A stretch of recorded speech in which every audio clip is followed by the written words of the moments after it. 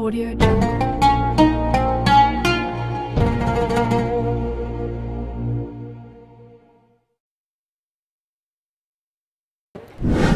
Nabi memanggil Bilal, Bilal, ta'al, Bilal, kesini sekejap. Ada apa ya Rasulullah? Sami'tu dafana 'alaika baina yadayya fil jannah. Saya mendengar suara selipar engkau di dalam surga. Lalu Nabi berkata kepada Bilal, apa amalan engkau wahai Bilal? Kata Bilal, saya tak pernah meninggalkan 2 rakaat selepas wudhu. Bagi yang sudah melaksanakan, alhamdulillah. Bagi yang masih ragu-ragu, dalilnya sahih, tiada keraguan sedikit pun, hadisnya sahih. Malam nanti boleh, siang boleh, pagi boleh, petang boleh.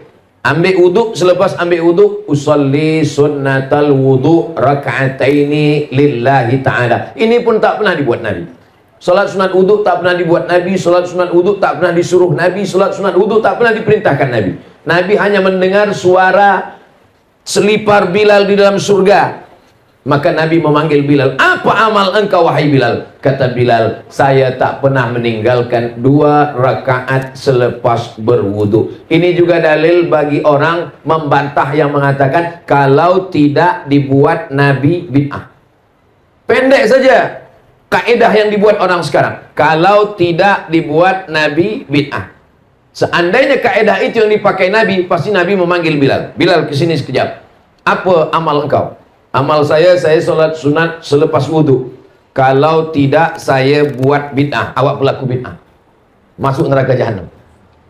Tapi Nabi tak ada mengatakan itu kepada Bilal. Nabi mengatakan bahwa amal engkau ini baik wahai Bilal. Itu namanya hadis takriri. Kalau ada orang mengatakan Nabi yang melakukan, hadis fi'li. Nabi yang mencakapkan, hadis qauli. Nabi tidak mencakapkan, Nabi tidak mengatakan, Nabi tidak mengucapkan, Nabi tidak melakukan, tapi dia bersetuju dengan perbuatan sahabat. Hadis takriri. Selepas Bilal ditanya. Waktu Bilal belum ditanya, hadis apa namanya?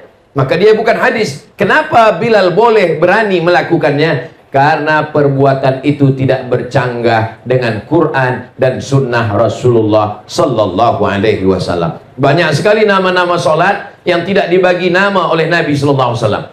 Masuk ke dalam masjid, keluar daripada masjid, masuk masjid, solat sunat 2 rakaat.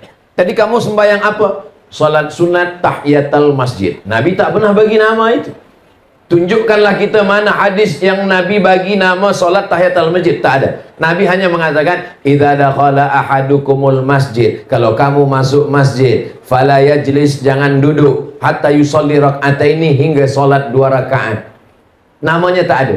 Jadi membagi nama 2 rakaat tahiyatul masjid itu pun bid'ah, karena Nabi tidak pernah membagi nama itu.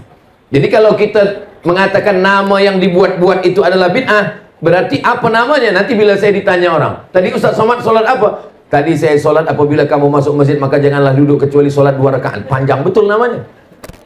Maka dibuatlah nama yang pendek, solat sunat 2 rakaat. Solat sunat nisfu Sya'ban. Tak pernah Nabi membuat solat sunat nisfu Sya'ban, tapi memperbanyak solat sunat di malam nisfu Sya'ban adalah amalan Nabi. Solat apa namanya? Bersesuaian dengan nisfu Sya'ban, solat nisfu Sya'ban. Nabi bertamu ke rumah sahabat.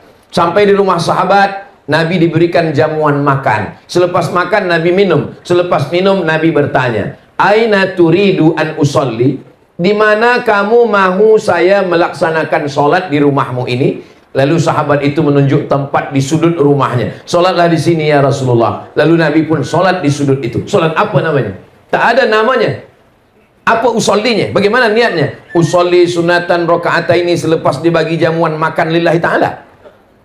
Doa yang paling afdal adalah doa yang didahului dengan solat 2 rakaat. Maka ini masuk dalam yang disebut dengan solat sunat hajat. Hajatnya ingin mendoakan sahibul bait. Hajatnya ingin mendoakan orang supaya lekas jumpa jodoh menikah. Hajatnya ingin supaya yang sudah menikah punya anak keturunan. Usolli sunnatal hajat raka'ataini lillahi ta'ala. Begitulah amalan-amalan yang dulu namanya belum ada, namanya datang belakangan. Begitu juga dengan amalan-amalan yang dulu belum ada, tapi kemudian ada belakangan. Tapi dasar asas daripada dalilnya tetaplah dari Quran dan sunnah Rasulullah Sallallahu Alaihi wasallam. Maka perbuatan-perbuatan kita yang amat sangat banyak sekali, selama dalil amnya masih ada, maka dia masih bernaung di bawah Quran dan Sunnah. Adapun perbuatan yang tidak boleh, yang bid'ah, yang dhalalah, yang mungkarah, bid'ah dibuat-buat, dhalalah sesat, finnar masuk neraka, itu adalah perbuatan yang tak ada dalil sama sekali. Tak ada dalam Quran, tak ada dalam hadis, tak ada dalam ijma', tak ada dalam qiyas.